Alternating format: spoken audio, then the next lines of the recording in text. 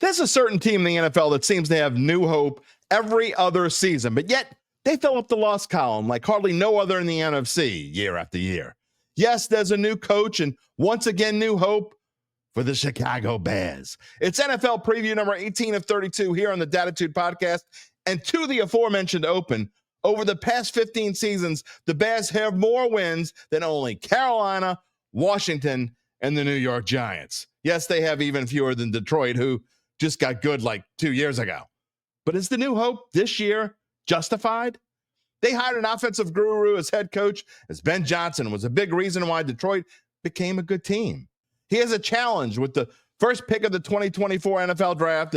There are actually a few stubborn souls who think Caleb Williams will be a better quarterback in the long run than that guy from LSU who led the Washington Commanders to the NFC Championship game in his rookie season.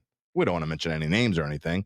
The talent is there around Williams, and it starts in the backfield with running back DeAndre Swift, who collected over 1,300 yards in total offense with 295 touches, the most in his 5-year career.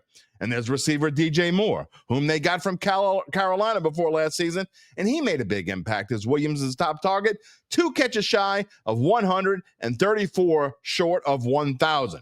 Romeo Odunze goes into his second season, and if he could take a next step and improve from 54 catches for 734 yards, could be a big year.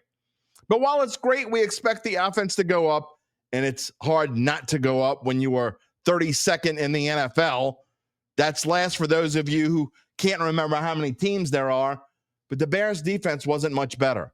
They're ranked 27th overall in yards allowed per game, 28th in rushing defense. They had a stretch late in the season where they allowed 30 or more points in 4 or 5 games to the Vikings, 49ers, Vikings again, and Lions.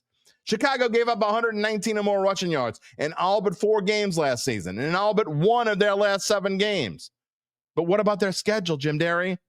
It starts nicely enough, and realistically, with the best possible outcomes, they could be 4-2 after playing the Saints at home on October the 19th. But then there's a stretch of 5 road games in 7 weeks against the Ravens, Bengals, Vikings, Eagles, and Packers that puts them in a tough spot. And if that's not enough, ending the season versus Green Bay at San Francisco and versus Detroit, well, no picnic.